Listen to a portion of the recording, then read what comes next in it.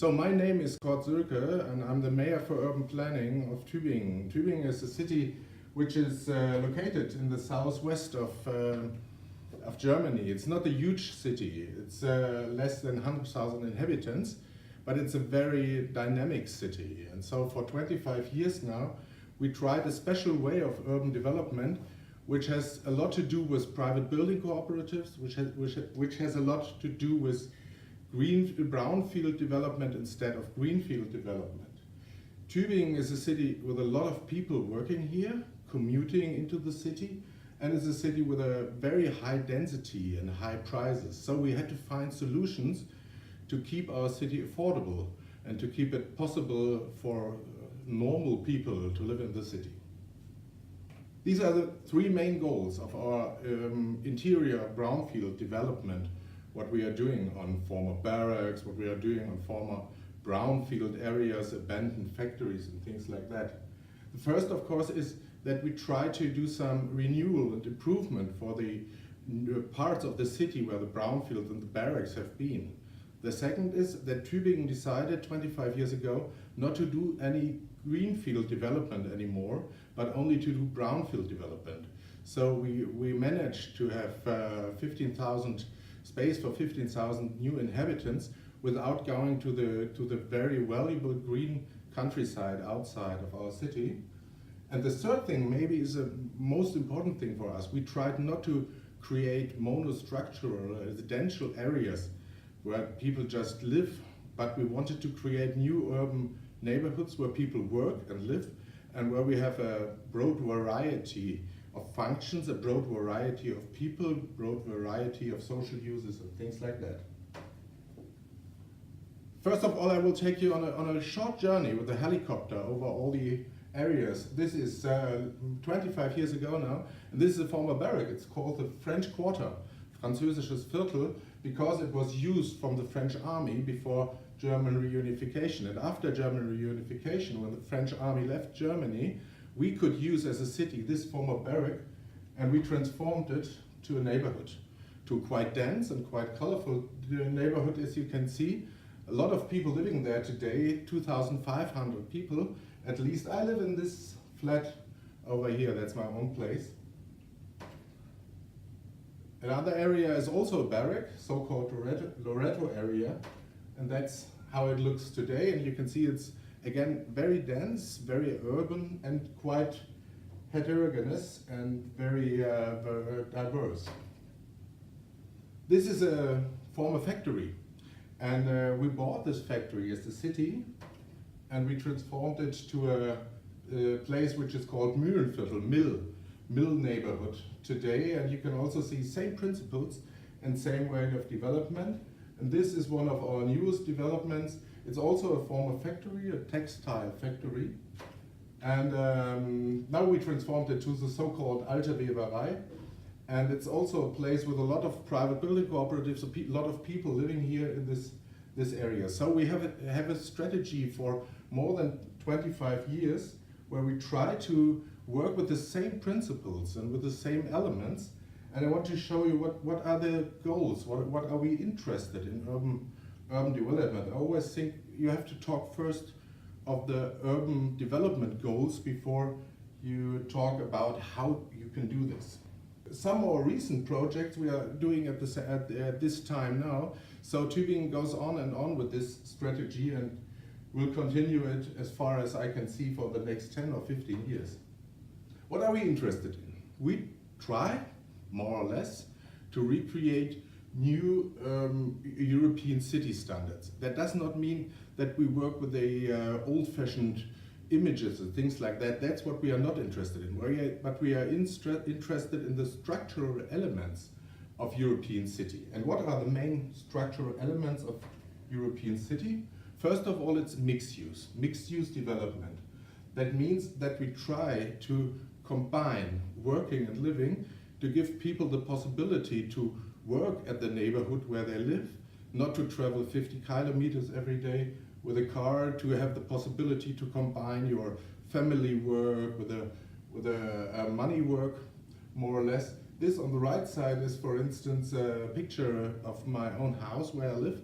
from the ground floor, we have a big factory, which is it's all a small picture, but there are 40 people working in this factory, and they're producing light machines of bicycles. And it's very interesting to have people producing real things in a European neighborhood of the 21st century, because it brings you a totally different atmosphere inside of your area. There are a lot of strangers going to this area, so you always see people that move there, people that sit outside drinking a beer during the break in the afternoon, things like that. So it brings a lot of livability inside an area to combine working and living. Next thing is density. Density is always a topic a lot of people discuss very hard in urban development, but I'm very convinced that if you want to create an urban neighborhood, you have to create it quite dense. On the right side, you can see an image out of my kitchen window, where I live with my family, and you can see that it's possible for me to look into the flats of 70 or 80 people, and they can look into our kitchen window, which is not so very interesting after a long time. But we have the possibility to have something we call the city of short ways, or the city of short distances. So when our daughter was 3 years old, she went to the bakery first time on her own, and that gives a lot of people the possibility to combine and to work during the day or to live in such a neighborhood without using a car and things like that. Third thing is very important for us. We believe that a city should not be made by one architect for 200 meters of facade or things like that. We believe that a normal European city is divided into different plots, it's divided into different parcels, and that it's important that buildings look different, and that it's important that we have a variety of actors, not one big promoter creating such an urban development like one of these I showed you, but the possibility to have a small parcel, a bigger parcel, and to combine it together. And that's what you can see over here in one of our areas. All the red lines you can see over here, these are borders between the one house and the other house, and that's what you can see here. So I believe that diversity and variety is very important for European cities. And the fourth element is the public space. The public space more or less is a salon of the neighborhood. I think that it's important to create it as a place where people want to not only park their cars, but that they want to spend their time in this area, and that it's important for a neighborhood to have a common public space where people meet each other and where people can see each other. I think it's important for our cities in a very, very hard way. Oh yeah, on the left side I could show you one of our courtyards. Also the courtyards are very important. They are not the places to park the cars. They are the places where the playground for the children is and where the people of a block, of a whole area can meet. So that's our goals. But how do we do this? And this is what Tübingen makes in a very special way, which is quite famous now, not only in Germany, but all over Europe. And that's the idea of the private building cooperatives. We decided not to do all this work with one promoter or 3 promoters, but we decided to do it in one neighborhood with 50 or 60 different groups of people. That can be 2 families joining together, that there can be 20 families joining together, but we think that it's a very strong idea that gives us a lot of possibilities. What is the idea of the private building cooperatives? Families join together, and they are not building for themselves. They take an architect, of course, they have craftsmen, of course they have sometimes a manager, things like that. But they have a responsibility for the whole project. They are the ones that decide what kind of building do I want to have. Do I want to have a big building or a small building? Do I want to have an expensive building or a cheap building, a low budget building? And that's what we think is very important. So we created a lot of these private building groups up to now. I think it's much more than 200 that we created today. And I will show you some of the very big advantages and benefits we get of this. First of all, it's much more cheaper than buying a flat from a promoter. Here you can see it's 15 to 20%, but that's not true in Tübingen reality of these days. It's up to 30, maybe 40%. That has tax reasons, but of course after all, it has a lot to do with that a promoter wants to earn money. That's okay, but on the other hand, people that build for themselves want to save this money, so they can save a lot of money, and that's important for us because we are a very expensive city, and we are very interested that a lot of normal families have the possibility to live in Tübingen. Second advantage is very obvious. It's totally different if you work with a promoter or many promoters and they sell the flat after it's finished, and people maybe can choose the color of the bathroom, but they are not really integrated or involved in the creation process of the building. And if you give them the possibility to be part of the creation process of the building, then they are not victims of urban development, but they are active. They play an active role. And that changes a lot because people get involved in the planning process of such an area. They get involved very early, and so they can not only decide of their own building, but they take responsibility for the courtyard. They take responsibility for the public spaces, for the squares and all the other things. So that leads us to a very specific part of participation. Third big advantage we see is that the idea of private building cooperatives creates a lot of diversity. So it's not only one kind of building which you find, it's 10 different kinds of building. You can find small buildings and bigger buildings. You can find low budget buildings. You can find high energy standard buildings. You can find multi-generation buildings, for instance. We have Turkish private building cooperatives, or we have people coming from Russia joining together to a private building cooperative. And that's what we are interested in as a city. We don't want to create a homogeneous area. We want to create diversity. We want to create variety of actors, and we want to create, and that's very important for us, and that's the fourth element, we want to create a broad social mix. So it has to be payable, it has to be affordable only for people that have not so much money, but it's also, and that's quite interesting for people who could afford a house outside in the green countryside, or who could afford a big house, but they want to live in this kind of milieu, this kind of urban neighborhood, because it gives them a lot of advantages.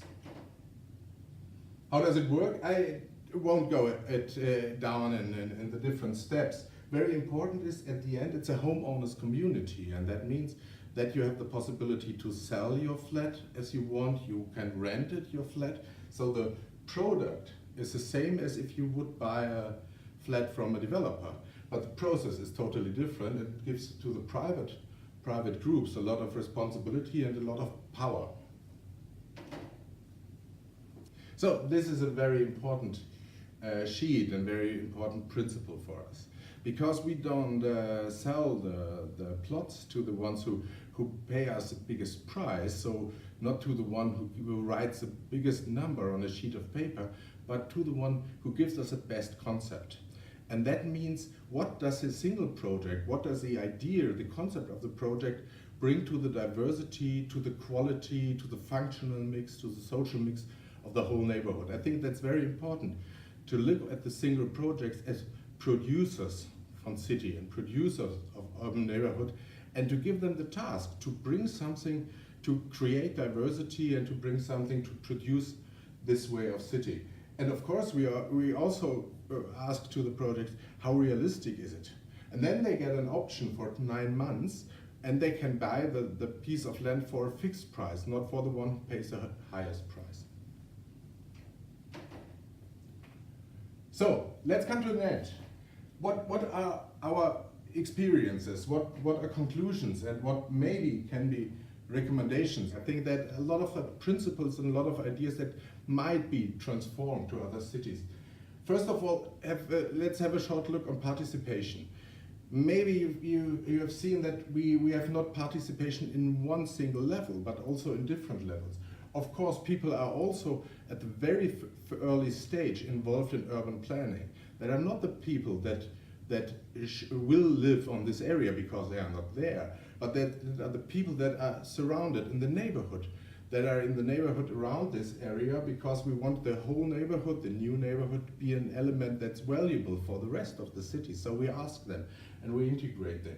People are involved, and very, very highly involved, in the planning and the design and the idea, the conceptual ideas of their house. They are involved in the courtyard.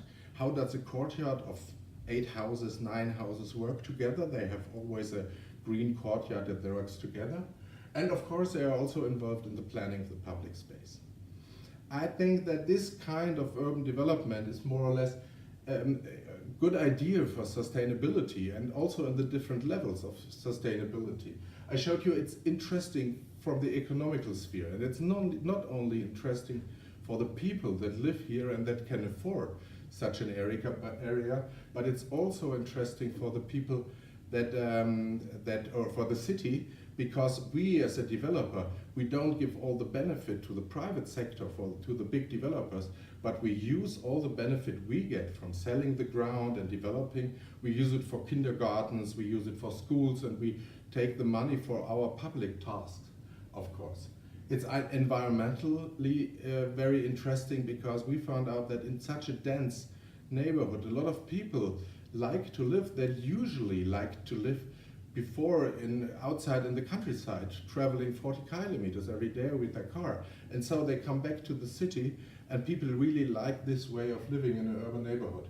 I think it's, in a social way, very sustainable, because it gives you a structure that is able to create its own atmosphere in such a neighborhood, to create responsibility, and to give the people a lot of the responsibility you need to create urban thing. And I think that's also some kind of governmental sustainability, because we try to create a situation, or we try to create a situation where the private sector and the public sector works very good together. So in my way, in my idea, this small-scale urban development, this private building cooperatives, they are a fundamental basis of a new way of urban development. Of course, it's not a thing that everyone can do, and you need a lot of time at the beginning, but I think it has a lot of effect at the end. In Germany at these days, nearly all the big cities try to work with private building cooperatives, try to work with more small-scaled way of urban development. So I would say that in Germany, 50, 60 cities at this moment are going to work with private building cooperatives and smaller actors. And I think that's very, very important for a new way and a new understanding of urban development. Thank you very much for your attention. Sorry I can't be with you. Have a good discussion, and I hope you could see a little bit of our Tübingen experiences. Goodbye.